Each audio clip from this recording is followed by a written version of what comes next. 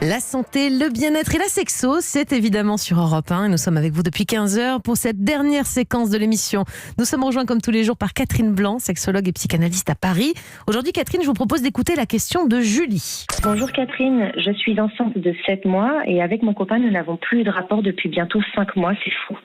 Je me pose beaucoup de questions sur notre sexualité une fois que j'aurai accouché et je voulais savoir si j'allais ressentir le même plaisir ou moins qu'avant. Merci beaucoup. Ah, c'est mignon en même temps parce que c'est vrai que c'est beaucoup de femmes finalement qui attendent un bébé qui se posent ce genre de questions autour de la sexualité. Alors Catherine, c'est parfaitement normal d'abord je crois pour certains couples qui attendent un enfant d'avoir moins de rapports sexuels à un moment donné. C'est très perturbant de toute façon cette phase de la vie finalement. Bien sûr, ce n'est pas parce qu'un bébé empêche, bien évidemment, il n'y a rien dans la grossesse qui empêche la sexualité, mais c'est une question d'imaginaire, c'est une question de disponibilité et de faire avec ce qui va advenir. Donc une première grossesse, qui plus est, on ne sait pas très bien ce qui va se passer, où on le vit avec beaucoup de sentiments de toute puissance incroyable, et là, du coup, on est dans la découverte de tous les possibles, ou au contraire, on est dans une inquiétude, un besoin de protéger ce petit, un besoin de se replier déjà sur ce petit nid dans lequel il est en train d'évoluer, et du coup, la sexualité est mise naturellement sur la touche. Sans parler, bien sûr, pour l'homme aussi, qui a son imaginaire. Pour certains, au contraire, c'est une découverte de toute cet épanouissement du corps féminin, et pour d'autres au contraire c'est extrêmement anxiogène parce que il y a un tiers avec lequel faire et que ce n'est pas envisageable érotiquement.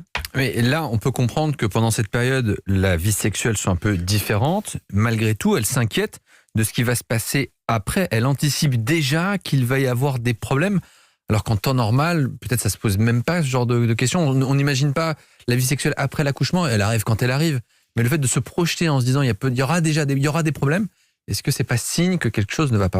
Je crois puisqu'elle dit que c'est fou de ne pas avoir fait l'amour depuis 5 mois, c'est déjà que ça lui pose problème. Elle ne s'attendait pas à ce qu'il y ait et puisse y avoir autant de temps de silence quant à sa sexualité. Et donc évidemment, quand il y a un arrêt, on se dit est-ce que je serais capable de retrouver mon élan ? Puisque là, je l'ai pas du tout. Je l'ai pas depuis 5 mois. J'ai encore quelques mois de grossesse devant moi. Derrière, il y aura un accouchement. Donc, est-ce que je vais arriver à retrouver le chemin de mon érotisme, de ma sexualité, de mes sensations, surtout que dans cette zone-là, la zone génitale, va passer un bébé qui, pour l'instant, rappelons-le, n'y est pas du tout. Il est dans l'utérus, il n'est pas du tout dans la partie du vagin. Catherine, justement, l'après, il faut rassurer les femmes aussi.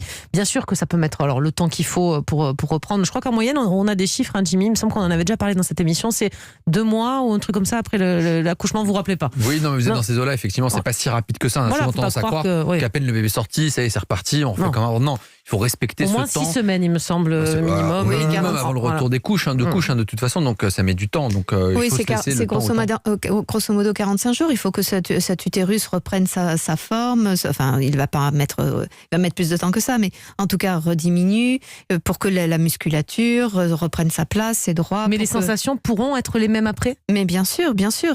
De toute façon, alors les mêmes oui et non. C'est-à-dire que toute notre vie, nous faisons évoluer nos sensations, et c'est pas la faute du bébé. C'est que de toute façon, la première fois, et sinon si c'était exactement la même chose, on se lasserait vite de la sexualité si on n'était pas dans une découverte et redécouverte et déploiement de nos possibilités. Donc la bonne nouvelle, c'est que ça peut être même mieux. Bien sûr, mais ça c'est sûr, puisque de toute façon, l'épanouissement sexuel n'est pas une histoire de chair, c'est une histoire psychique. C'est une compétence à ouvrir le champ des possibles pour soi. Donc plus il y a de maturité, plus il y a de potentielle liberté de sa sexualité. Est-ce que la vie sexuelle, en tout cas les envies, évoluent en fonction de la parentalité ? C'est-à-dire qu'une fois qu'on est papa ou maman, et tout d'un coup on a un peu moins envie, on va dire. En fonction du temps, Jimmy, du temps qui nous reste. Mais c'est vrai, est-ce qu'il y a moins d'envie ? Est-ce que les choses sont un peu différentes ? Oui, parce que le projet est différent, c'est-à-dire qu'on n'est pas obligé de passer par la sexualité pour se retrouver tous les deux. L'idée de se retrouver en famille est absolument délicieuse. Sans parler bien sûr de ce que disait Mélanie, c'est-à-dire la fatigue qui fait que de toute façon il n'y a qu'une urgence, c'est de dormir. Mais sinon, le bonheur de se retrouver... J'ai l'impression aussi, mais bon. Sans commentaire. Voilà. Mais sinon, le bonheur de se retrouver papa et maman de ce petit bout de chou que l'on voit évoluer, qui est une source de jouissance incroyable, ses moindres risettes, ses premiers mots, ses premiers gestes, fait que de toute façon, c'est déjà l'expression d'une jouissance et on ne va pas nécessairement la chercher dans la sexualité du coup. Une petite tape sur l'épaule et on dort. Un bisou sur le front, allez, demain, mamie. Bonne nuit. Oui, mais c'est charmant aussi. Le tout, c'est évidemment de ne pas faire de ce bébé le centre du monde, mais il ne faut pas s'étonner qu'il le soit un peu. C'est quand même une chose absolument incroyable. Ouais. Ouais, et quand on en a 3 ou plus, hein, c'est encore mieux. Merci beaucoup, Catherine, pour tous ces conseils. Vous avez